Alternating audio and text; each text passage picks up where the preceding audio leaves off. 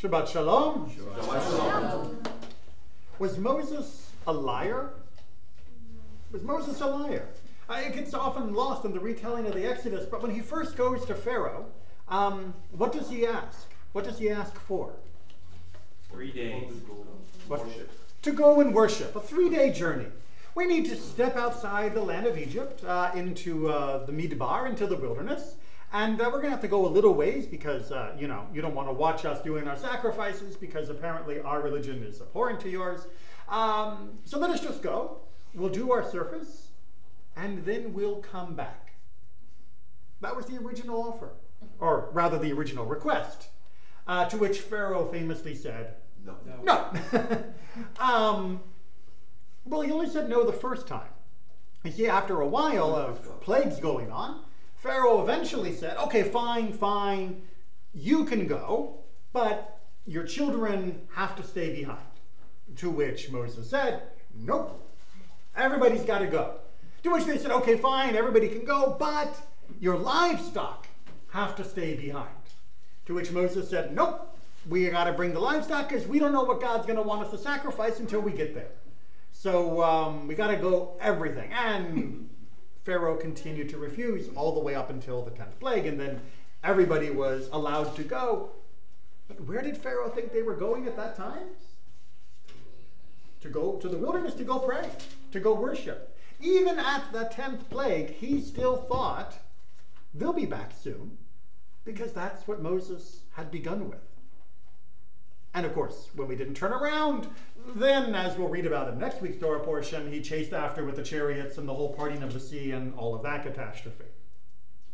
But let's back up a little bit to the very beginning.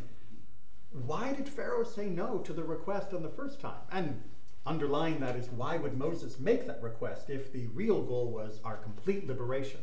But why would Pharaoh say no? He asked, who is this God? So it was like a competition between two gods, himself as Pharaoh against the God of Israel. So the first thing he says is, who is this Yud-He Vav-He, this Adonai? I've never heard of this God. Why would I listen to him? And indeed, I, as representative of the Egyptian pantheon, and as semi-deific myself, no. I'm not going to bow to your God.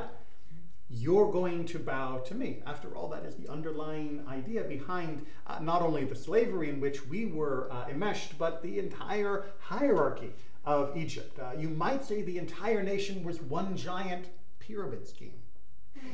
Sorry. I couldn't resist myself. Indeed, it was a very hierarchical society, and the religion was part of that hierarchy. The justification for Pharaoh being Pharaoh was that he was connected to the gods. And to admit that there was another God worth worshiping, let alone following out of the country, but even worth worshiping, well, that undermines his authority. And his authority, let's be honest, really was hanging by a thread. I don't mean that he was in jeopardy at that particular time, although different Egyptian pharaohs have had problems. But constantly there is a fear that the hundreds of thousands of peasants will look around and say, wait a minute, why are we letting this guy take 20% of our food every year? Why are we helping build these giant pyramids? Why are we involved in the massive elaboration of expressions of his glory when our children are hungry?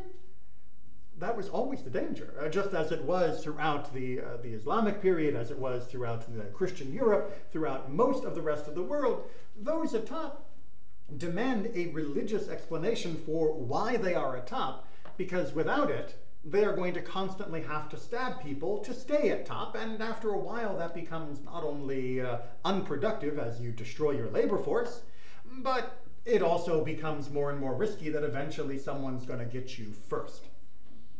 So the religion of Egypt was essential.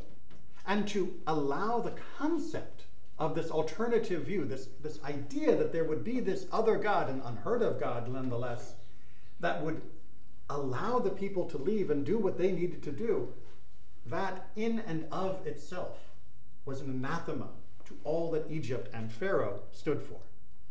which is why Moses asked for it. And Moses wasn't lying. He wasn't being disingenuous.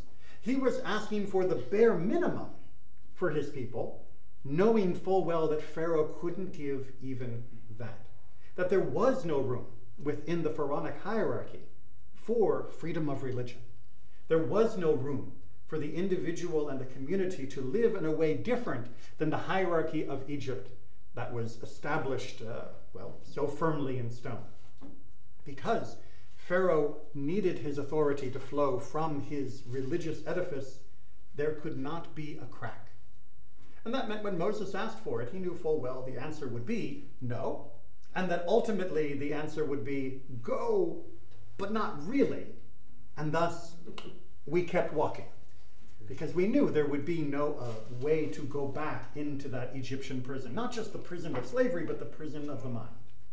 Religious freedom in this way has always been the cornerstone of human liberty. It's not something that was understood by many of the ancient religions. Many of them either acted as though their religion was the only one in the world and thus needed to be imposed upon the world, or at the best case scenario, their religion was the only one for their territory and thus must be imposed upon that territory. But if you were a neighbor, you could, worship what you wanted. Judaism was one of the first to say, no, we're going to live in your country for some time, whether we're coming here as merchants, whether we're immigrating, whether we're traveling through for whatever reason. And while we're here, no, we're not going to bow to your gods. We're not going to accept the dominant religion of the territory. And that was a radical notion, because it meant we were challenging the authority of whoever was in charge of that place. It took Western Europe all the way up until the 1500s to even begin to get an inkling that maybe we had a point here, that maybe religion was something that should be allowed to flow freely within different territories, and may the best God win. That if you have something that is worthwhile to say, if you have something that is compelling to say, you should not need to compel people to hear it. It should not be either brought at the point of a sword, nor should it be established through the power of an autocracy. Judaism has tried to demonstrate this to the world, and we as Jews have continued to be the protectors of this concept, more often the canary in the coal mine regarding this concept.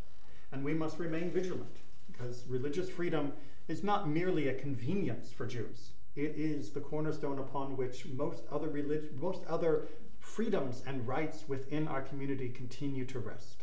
So may we remind ourselves of Pharaoh's rejection to Moses' simple request, and recognizing in it the complexity that continues to baffle us in the modern world of those who would deny the simple right to be what our heart tells us to be.